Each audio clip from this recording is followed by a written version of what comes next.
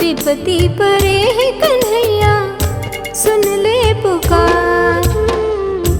आओ रे आओ कन्हैया, सुन ले पुकार। विपत्ति परे है कन्हैया, सुन ले पुकार। सुख के समय में कन्हैया सब रहे थे गिर मारे। दुख के समय में कन्हैया कोनो नहीं है दिल मारे।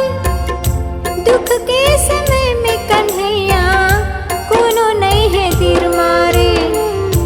आओ रे आओ कन्हैया, सुन ले पुकार। विपत्ति परे है कन्हैया, सुन ले पुकार।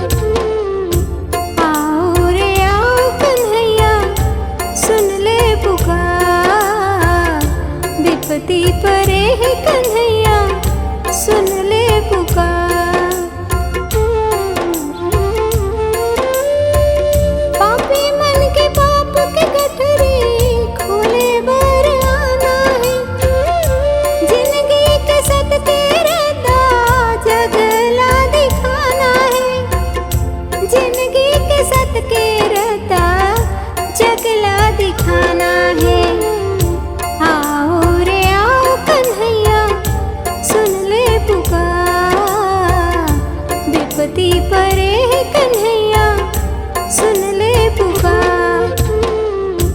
आओ रे आओ कन्हैया, सुन ले पुकार।